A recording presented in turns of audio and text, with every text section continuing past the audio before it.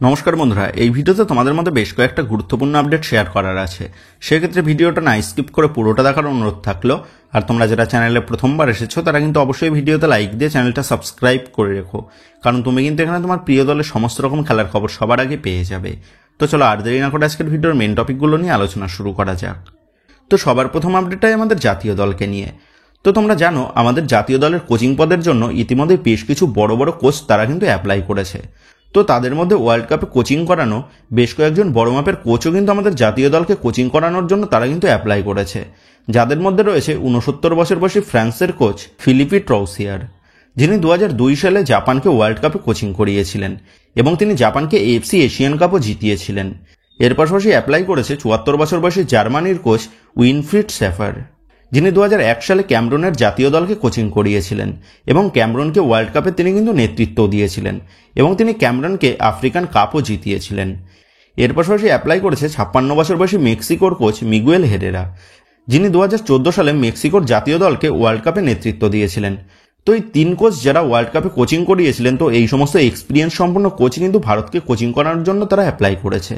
তো এই সমস্ত বড় মাপের কোচেরা যে ভারতকে কোচিং করানোর জন্য তারা ইচ্ছা প্রকাশ করেছে, সেটা দেখে কিন্তু সত্যিই ভালো লাগছে। তো আশা করব এআইএফএফ আমাদের জাতীয় দলের জন্য কোনো বড় মাপের এক্সপিরিয়েন্স কোচকে নিযুক্ত করবেন, যিনি আমাদের ভারতীয় ফুটবলকে নতুন দিশা দেখাতে সক্ষম হবে। তো এআইএফএফ এর প্রেসিডেন্ট কল্যাণ চৌবে জানিয়েছেন এই মাসের শেষের দিকেই আমাদের জাতীয় দলের হেড কোচের নামটা ঘোষণা করা হবে। সেক্ষেত্রে এখন এটাই দেখার বিষয় হবে আমাদের জাতীয় দলের নেতৃত্ব কোন কোচের হাতে তুলে দেয় এআইএফএফ।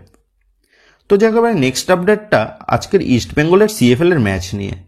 তো আজ দুপুর 3টে থেকে জর্জ টেলিগ্রাফের বিরুদ্ধে ইস্ট বেঙ্গল সিএফএল এ তাদের দ্বিতীয় ম্যাচে মুখোমুখি হতে চলেছে নিজেদের হোম গ্রাউন্ডে, মানে ইস্ট বেঙ্গলের মাঠেই। তো প্রথম ম্যাচেই টালিগঞ্জ অগ্রগামীর বিরুদ্ধে 7-1 গোলে একটা বড় ব্যবধানে জয় পেয়ে আজ কিন্তু আবারও একটা বড় জয়ের উদ্দেশ্যে নামতে দেখা যাবে ইস্ট বেঙ্গল দলকে, সেটা বলাই যায়। তো যে একেবারে নেক্সট আপডেটটা বেরিয়ে আসছে মোহনবাগানের ডুরান্ড কাপের বড় সিদ্ধান্ত নিয়ে। তো তোমরা জানো এই মাসের শেষের দিকে অনুষ্ঠিত হবে এই মৌসুমের ডুরান্ড কাপের টুর্নামেন্ট, যেখানে এই মাসের 27 তারিখের ওপেনিং ম্যাচেই খেলতে নামছে মোহনবাগান। তবে এবার কথা হচ্ছে ডুরান্ড কাপে মোহনবাগান তাদের কোন দল নিয়ে খেলতে নামবে। মানে এতদিন পর্যন্ত যেমনটা খবর ছিল ডুরান্ড কাপে মোহনবাগান ম্যানেজমেন্ট তারা তাদের জুনিয়র দলকে খেলাতে নামাবে। তবে এই মুহূর্তে সকল মোহনবাগান সমর্থকদের মনের মধ্যে একটাই প্রশ্ন, মোহনবাগানের জুনিয়র দল সিএফএল এ যা পারফরমেন্স করছে তাতে এই দল ডুরান্ড কাপে গিয়ে কেমন পারফরমেন্স করবে সেটা ভেবেই কিন্তু চিন্তিত রয়েছে সকল মোহনবাগান সমর্থকরা। আর এটা চিন্তা হওয়াটা স্বাভাবিক, কারণ মোহনবাগানের জুনিয়র দল সিএফএল এ কিন্তু এখনও একটা ম্যাচেও জয়ের মুখ দেখতে পারেনি। প্রতিটা ম্যাচেই আগে গোল করেও পরে কিন্তু গোল কনসিড করতে হচ্ছে মোহনবাগান দলকে।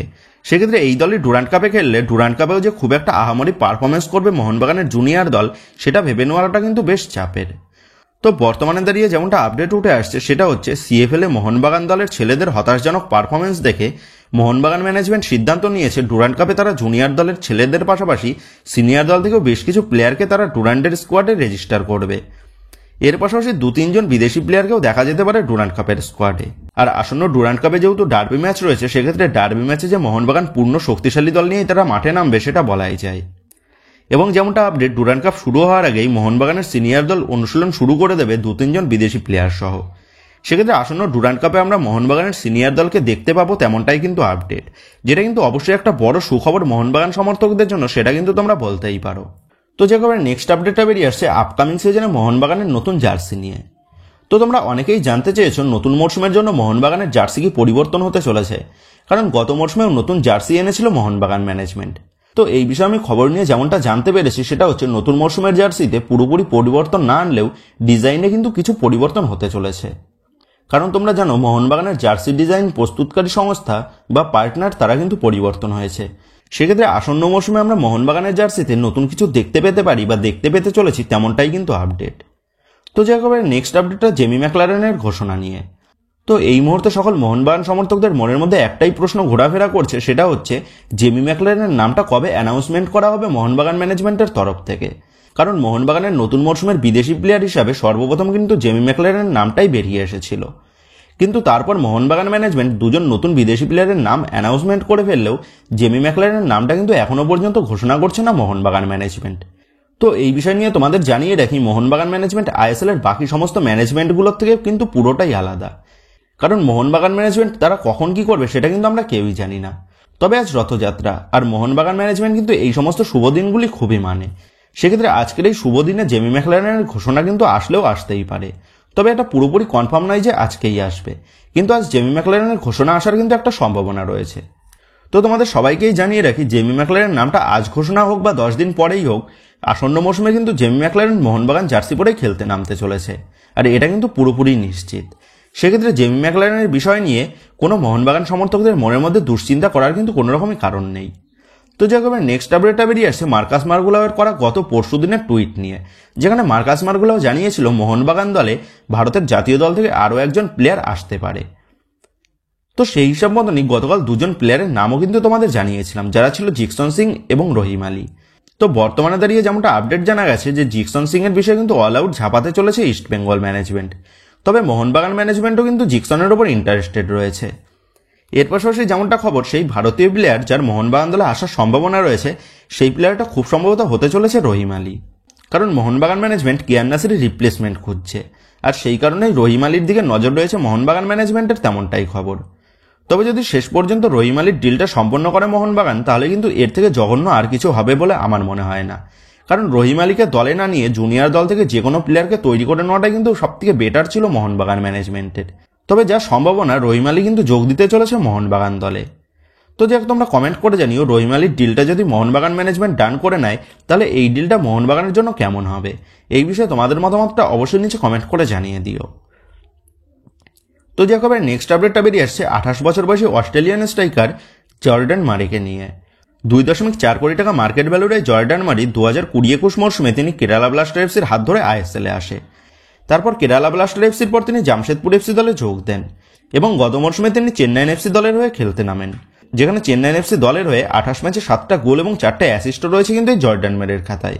তবে আসন্ন মরশুমের জন্য জর্ডান মারি তিনি কিন্তু এবার চেন্নাইন এফসি দল থেকে তিনি যোগ দিতে চলেছেন তার প্রাক্তন দল জামশেদপুর এফসিতে। সেক্ষেত্রে জর্ডান মারির যে আবারও হোমকামিং ঘটল জামশেদপুর এফসিতে, তেমনটা কিন্তু বলাই যায়। তো যাক, এবার নেক্সট আপডেটটা বেরিয়ে আসছে বেঙ্গালুরু এফসিকে নিয়ে। তো যাক, এর আগেই তোমাদের জানিয়েছিলাম আইএসএলের দুই সেরা বিদেশি জর্জ পেরেরা ডায়াস এবং আলবার্টো নগোয়েরা এরা কিন্তু আসন্ন মরশুমে মুম্বাই সিটি এফসি দল থেকে তারা যোগ দিতে চলেছে বেঙ্গালুরু এফসি দলে। আর ঠিক সেই মতনই আজ বেঙ্গালুরু এফসির তরফ থেকে জর্জ পেরেরা ডায়াস এবং আলবার্টো নগোয়েরার নাম কিন্তু ঘোষণা করা হলো। তো বেঙ্গালুরু এফসিও যে আসন্ন মরশুমের জন্য তারা একটা সেরা দল গঠন করছে, সেটা কিন্তু বলাই যায়। তো যাক বন্ধুরা, এই ভিডিওতেই সামান্য কিছু গুরুত্বপূর্ণ আপডেট তোমাদের মধ্যে শেয়ার করার ছিল। তো আশা করি ভিডিওটা তোমাদের ভালো লেগেছে। তো যদি ভিডিওটা ভালো লেগে থাকে তাহলে ভিডিওতে লাইক দিয়ে চ্যানেল সাবস্ক্রাইব করে পাশে থাকা বেল আইকনটা অবশ্যই প্রেস করে দিও। আর তোমরা যারা এখনো পর্যন্ত আমাদের সোশ্যাল মিডিয়া পেজের সাথে যুক্ত হওনি, তারা কিন্তু অবশ্যই নিচে ডেসক্রিপশন বক্সের লিঙ্ক থেকে আমাদের সোশ্যাল মিডিয়া পেজের সাথে যুক্ত হয়ে যাও, কারণ এখন কিন্তু সমস্ত লেটেস্ট আপডেটগুলো সবার আগে আমাদের সোশ্যাল মিডিয়া পেজেই পোস্ট করা হয়। আর তোমরা এখন ফেসবুক এবং ইনস্টাগ্রামে গিয়ে তোমরা আমাদের এই চ্যানেলের নাম লিখে সার্চ করলেও তোমরা কিন্তু আমাদের ফেসবুক এবং ইনস্টাগ্রাম পেজটাও খুঁজে পেয়ে যাবে। সেক্ষেত্রে তোমার প্রিয় দলের সমস্ত রকম লেটেস্ট আপডেট সবার আগে পাওয়ার জন্য এবং আমার সাথে সরাসরি যে কোনো বিষয়ে কথা বলার জন্য তোমরা কিন্তু অবশ্যই মনে করে আমাদের সোশ্যাল মিডিয়া পেজের সাথে যুক্ত হয়ে যাও। তো বন্ধুরা, এই ভিডিওটা এটুকুই ছিল। তো আসি বন্ধুরা, দেখা হচ্ছে পরের ভিডিওতে।